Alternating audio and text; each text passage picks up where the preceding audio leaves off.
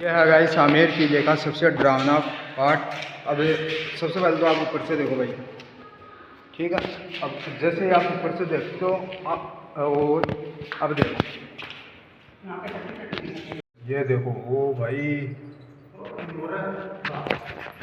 भाई काफ़ी डरावना है। और ये भाई आग गुफा आमेर किले की सबसे छोटी सुरंग जो जा रही है जयगढ़ की तरफ, ये सीधी वाली 3 किलोमीटर तक जयगढ़ में जाकर खुलती है।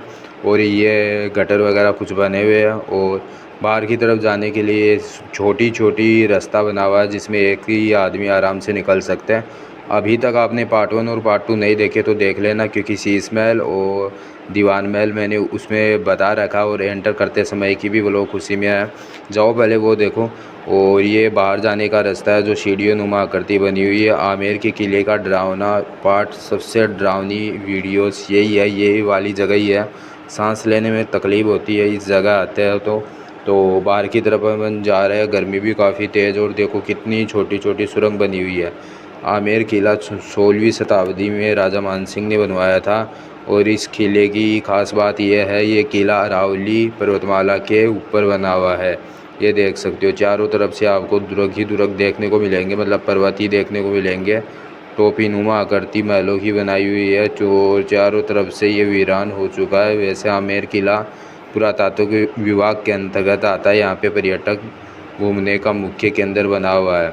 और ये गलियाँ इतनी पतली है कि इसमें एक दो आदमी आराम से नहीं चल सकते। जैसे कोई नीचे जाने वाला हो तो उसे वेट करना पड़ेगा। ये नीचे की तरफ जाने वाली सुरंग और ये सामने जा रही है दीवान महल की तरफ, और ये नीचे की तरफ खुल जाएगा। यहाँ पे फ़ोटो वगैरह चल रही है। और जो ये गार्डन दिख रहा है, इसी गार्डन के सामने शीश महल स्थित है।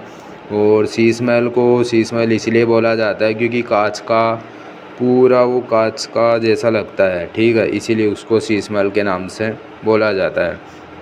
आमेर किले की सबसे ख़ास बात यह है, जैसे आप टिकट कटवा के यहाँ आते हो तो आपको एक अलग ही फील होगा। हम बाहर की तरफ आ चुके हैं और शीश महल आपको दिख रहा होगा। ये इसे दीवान महल और शीश महल दोनों के नाम से जाना जाता है।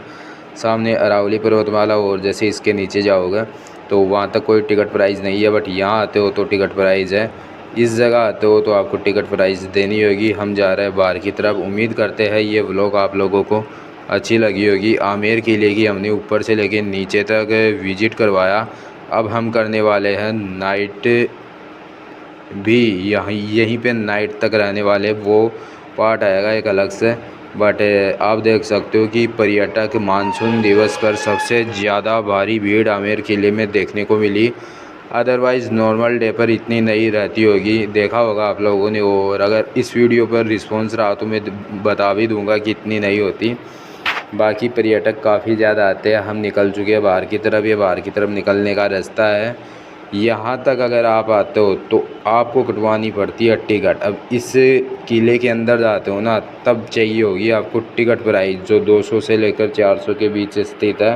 ये मशीन वगैरह लगी हुई है, यहाँ से चेक होता है। ये है एंटर करने का गेट। और ये किला अरावली पर्वतमाला के ऊपर बना हुआ है।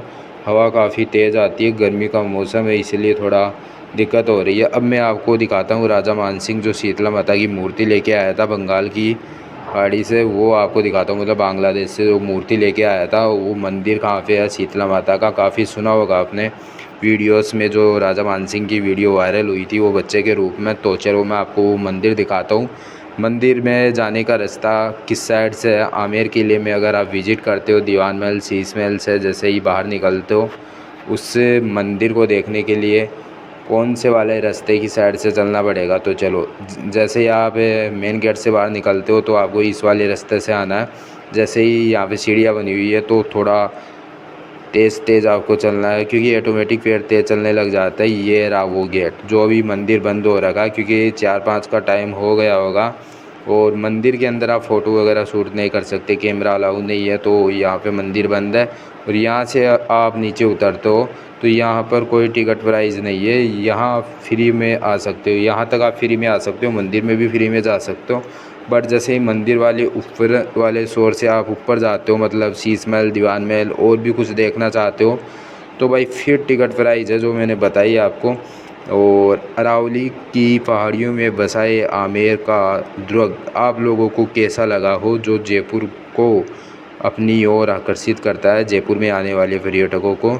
आमेर के किले के बाहर जो पानी भरा हुआ होता है उसे मावट कहते हैं, क्योंकि वो इसलिए बनाया गया था कि कोई बाहरी दुश्मन आक्रमण करे तो उससे मतलब रक्षा हो सके।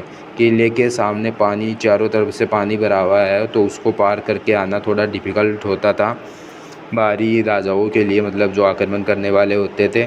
और गाइस यहाँ तक अगर आप आते हो तो देखो कोई टिकट प्राइस नहीं है, किले के ऊपर आराम से चढ़ सकते हो, यहाँ तक आप फ्री में विजिट कर सकते हो।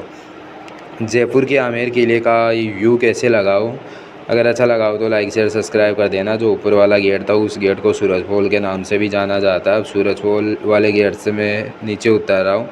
और एक और ख़ास बात, इस गेट को सूरजपोल इसलिए बोला जाता है क्योंकि यहाँ पे सूरज की सबसे पहली किरण पड़ती है और पूरा महल जगमगा उठता है सूरज की पहली किरण के साथ ही। दोपहर के 4:30 या 3 का टाइम हो रहा है जब ये व्लॉग विजिट कर रहा था। पसीना काफ़ी ज़्यादा है, बट फिर भी अगर आप लोगों का प्यार और रिस्पॉन्स नहीं मिले तो क्या ही बोले। देखो काफ़ी ज़्यादा लोग परेशान हो रखे हैं तो सीढ़ियों में ही बैठ गए। सुबह मॉर्निंग के टाइम ऐसा नहीं देखने को मिलेगा। और ये किला भाई बहुत ही सुंदर किला है जो जयपुर के टॉप 1 पैलेस में आता है। वीडियो के